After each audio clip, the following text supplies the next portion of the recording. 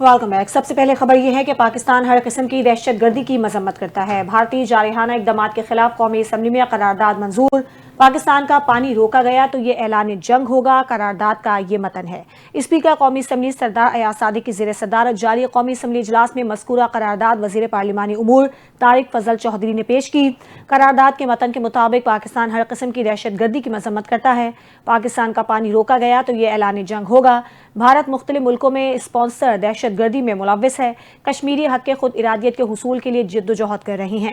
اجلاس کی کارروائی سے قبل اسپیکر اسمبلی نے کہا کہ بھارت کے پاس بے بنیاد الزامات پر افسوس ہے۔ ہاؤس بزنس ایڈوائزری کمیٹی نے موجودہ صورتحال پر بحث کا فیصلہ کیا ہے۔ قواعد و ضوابط معطل کر کے پاک بھارت کشیدگی پر غور ہوگا۔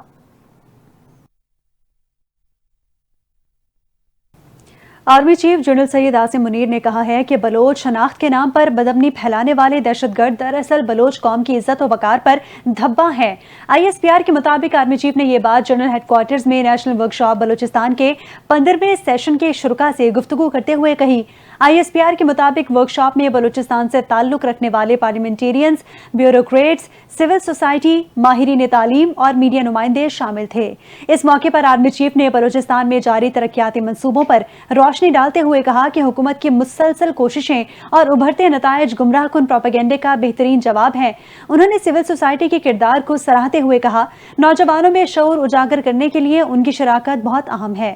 آرمی چیف نے کہا کہ پاکستان خطے اور دنیا میں امن کا خواہاں ہے، تاہم اگر پاکستان کی خود مختاری اور علاقائی سالمیت کو چیلنج کیا گیا تو قوم کی عزت اور عوام کی سلامتی کے تحفظ کے لیے بھرپور طاقت سے جواب دیا جائے گا۔ مزید کہا کہ دہشت گردی کا کوئی مذہب، مسلک یا قومیت نہیں ہے اور اس کا مقابلہ صرف قومی اتحاد اور مضبوط ارادے سے ہی ممکن ہے۔ آرمی چیف نے واضح کیا کہ پاکستان خطے میں امن کا خواہاں ہے، تاہم اگر خود مختاری یا علاقائی سالمیت کو چیلنج کیا گیا تو پوری قوت سے جواب دیا جائے گا۔ انہوں نے اس عزم کا اعادہ کیا کہ دہشت گردی کے خلاف جنگ مسلح افواج اور قانون نافذ کرنے والے ادارے عوام کی مکمل حمایت سے جاری رکھیں گے۔ ورکشاپ کا اختتام سوال و جواب کے سیشن پر ہوا۔ وزیر اعظم شہباز شریف سے وزیر اعظم ہاؤس پاکستان میں برطانیہ کی ہائی کمشنر جین میریٹ کی ملاقات ہوئی ہے۔ وزیر اعظم نے برطانوی ہائی کمشنر کو پہلگام واقعے کے بعد جنوبی ایشیا کی موجودہ صورتحال پر پاکستان کے نقطہ نظر سے آگاہ کیا۔ وزیر اعظم نے واقعے کی اعلیٰ سطح کی شفاف اور غیر جانبدار بین الاقوامی تحقیقات کی اپنی پیشکش کا اعادہ کیا اور برطانیہ کو تحقیقات میں شمولیت کی دعوت دی۔ وزیر اعظم نے کہا کہ حکومت کی اولین ترجیح ملک کی اقتصادی ترقی ہے اور پاکستان کبھی بھی ایسا کوئی اقدام نہیں اٹھائے گا جس سے علاقائی امن و سلامتی کو خطرہ ہو۔ شہباز شریف نے کہا کہ برطانیہ پاکستان اور بھارت سے اپنے دوستانہ سفارتی تعلقات کو استعمال کرتے ہوئے خطے میں امن کی کشیدہ صورتحال کو بہتر بنانے میں اپنا کردار ادا کرے۔ برطانوی ہائی کمشنر نے کہا کہ برطانیہ علاقائی امن و سلامتی کے لیے پاکستان اور بھارت کے ساتھ مل کر کام کرے گا۔ وفاقی وزیر داخلہ محسن نقوی کی قطر کی وزارت داخلہ آمد ہوئی۔ وزیر داخلہ محسن نقوی نے قطر کے وزیر داخلہ خلیفہ بن حماد بن خلیفہ الثانی سے ملاقات کی۔ ملاقات کے دوران باہمی دلچسپی کے امور، دو طرفہ تعلقات اور مختلف شعبوں میں تعاون بڑھانے پر تبادلہ خیال ہوا۔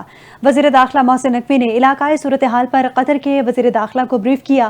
وزیر داخلہ محسن نقوی نے پاک بھارت کشیدگی کے تناظر میں اپنے قطری ہم منصب کو پاکستان کے اصولی موقف سے آگاہ کیا اور کہا کہ پاکستان نے ہمیشہ جارحیت کی پالیسی کو مسترد کیا ہے۔ بھارت کو پہلگام واقعے کی آزادانہ اور غیر جانبدارانہ تحقیقات کی آفر کی ہے۔ محسن نقوی نے کہا کہ دنیا کے سامنے واقعے کی حقیقت آنی چاہیے کہ اس کا اصل ذمہ دار کون ہے۔ پاکستان پر بے بنیاد اور غیر منطقی الزام لگانا دہشت گردی کے خلاف جنگ میں ہماری عظیم قربانیوں کو نظر انداز کرنے کے مترادف ہے۔ قطر کے وزیر داخلہ نے پاکستان کے ساتھ تعاون کو فروغ دینے کے لیے مزید اقدامات کی یقین دہانی کرائی ہے۔ ملاقات کے دوران مختلف شعبوں میں اشتراک کار بڑھانے کے لیے فوکل پرسن مقرر کرنے کا فیصلہ ہوا۔ ملاقات میں قطر کے وزیر مملکت داخلہ شیخ عبدالعزیز بن فیصل بن محمد الثانی، قطر میں پاکستان کے سفیر محمد عامر اور قطری وزارت داخلہ کے اعلیٰ حکام بھی موجود تھے۔ 300 سکھ یاتری مذہبی رسومات ادائیگی کے لیے پاکستان پہنچ گئے۔ کشیدگی کے باوجود کرتارپور راہداری کھلی ہے۔ پاکستان کی دریا دلی نے بھارتی سکھوں کے دل جیت لیے۔ سکھ یاتریوں کا کہنا ہے کہ ہمیں بھارت کی جانب سے بہت ڈرایا گیا، پاکستان نہ جائیں وہ مار دیں گے۔ سکھ یاتریوں نے کہا کہ پاکستان ایک پرامن ملک ہے اور یہاں کے لوگ محبت پسند ہے۔ بھارتی میڈیا لوگوں میں بہت خوف و ہراس پھیلاتا ہے۔ بھارتی آبی جاری ہے، زور پکڑ گئی۔ دریائے چناب میں پانی کی آمد 29,300 کیوسک سے کم ہو گئی ہے۔ وابڈا کے اعداد و شمار کے مطابق دریائے چناب میں پانی کی آمد کم ہو کر 5,300 کیوسک رہ گئی ہے۔ اعداد و شمار کے مطابق گزشتہ روز دریائے چناب میں ہیڈ مرالہ پر پانی کی آمد 34,600 کیوسک تھی۔ 2 دن میں بھارت نے دریائے چناب میں پانی کی آمد 35,600 کیوسک کم کی۔ اعداد و شمار میں بتایا گیا ہے کہ تربیلا کے مقام پر دریائے سندھ میں پانی کی آمد 52,200 کیوسک اور اخراج 50,000 کیوسک ہے، جبکہ منگلا کے مقام پر دریائے جہلم میں پانی کی آمد 44,300 کیوسک اور اخراج 32,000 کیوسک ہے۔ چشمہ بیراج میں پانی کی آمد 95,700 کیوسک اور اخراج 85,000 کیوسک ہے، جبکہ ہیڈ مرالہ کے مقام پر دریائے چناب میں پانی کی آمد 5,300 کیوسک ہے۔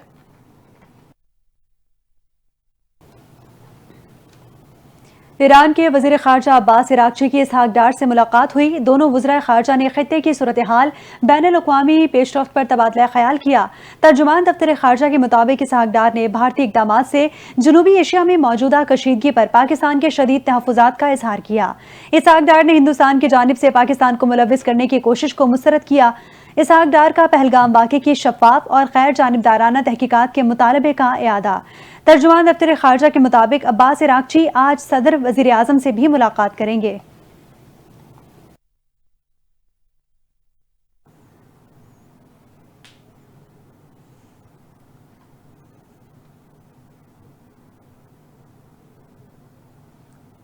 کچھ مزید خبریں شامل کرتے ہیں۔ سپریم کورٹ نے ملٹری کورٹس میں سویلینز کے ٹرائل کے فیصلے پر انٹرا کورٹ اپیل کا فیصلہ محفوظ کر لیا ہے۔ سربراہ سپریم کورٹ آئینی بینچ جسٹس امین الدین خان نے کہا ہے کہ کیس کا مختصر فیصلہ اسی ہفتے سنایا جائے گا۔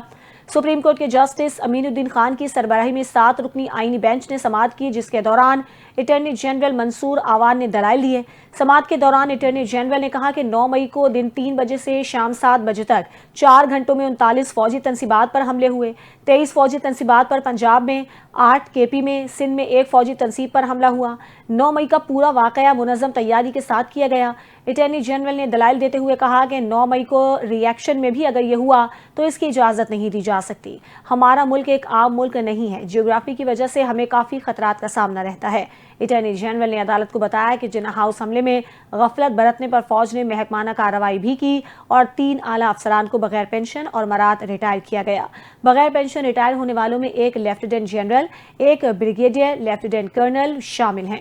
جسٹس جمال مندوخیل نے ریمارکس کیے کہ آرمی ایکٹ واضح ہے کہ محکمانہ کارروائی کے ساتھ فوجداری سزا بھی ہوگی۔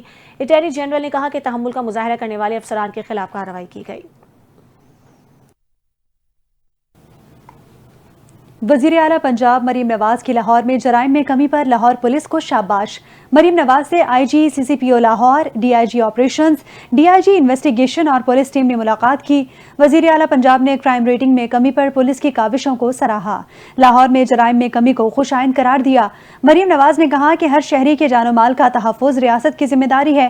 شہری امن و امان کے قیام کے لیے پولیس سے تعاون اور معاونت کریں۔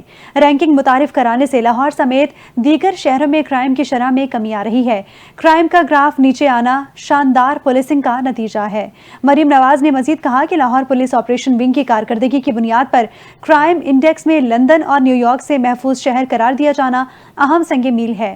جدید ٹیکنالوجی، فوری فیڈ بیک اور مؤثر مانیٹرنگ سے پولیسنگ کو بہتر بنایا گیا، پولیس میں احتساب کے عمل کو یقینی بنایا گیا ہے۔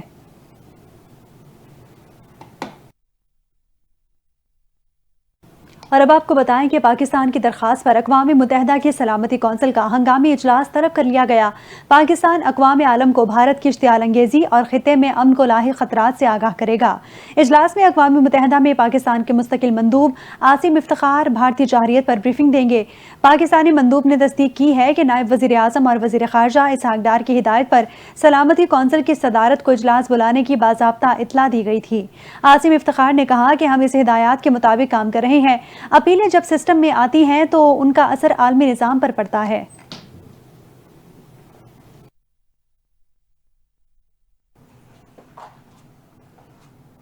صدر مملکت آصف علی زرداری کی چین کے سفیر جیانگ زونگ سے ملاقات ہوئی ہے۔ 2 طرفہ اہمیت کے امور، خاص طور پر پہلگام واقعے کے بعد پاکستان اور بھارت کے درمیان موجودہ صورتحال پر گفتگو کی گئی۔ صدر مملکت آصف علی زرداری نے بھارتی حکومت کے حالیہ غیر ذمہ دارانہ اور جارحانہ بیانات پر اظہار تشویش کیا۔ صدر مملکت آصف علی زرداری نے کہا کہ بھارت کے اقدامات سے علاقائی امن و استحکام کو خطرہ لاحق ہے۔ چینی سفیر نے چین اور پاکستان کے درمیان پائیدار اور آزمودہ دوستی کا اعادہ کیا اور کہا کہ دونوں ممالک آہنی برادر ہیں، دونوں نے ہمیشہ مشکل وقت میں ایک دوسرے کا ساتھ دیا ہے۔ چینی سفیر نے پاکستان کے نقطہ نظر کو چین کے ساتھ شیئر کرنے پر صدر مملکت کا شکریہ ادا کیا۔ چینی سفیر نے مزید کہا کہ چین جنوبی ایشیا میں امن و استحکام کی دونوں ممالک کی مشترکہ خواہش کے حصول کے لیے ہمیشہ پاکستان کی حمایت کرے گا۔ صدر مملکت نے مشکل وقت میں پاکستان کا ساتھ دینے اور چینی حکومت کی مسلسل حمایت کو بھی سراہا۔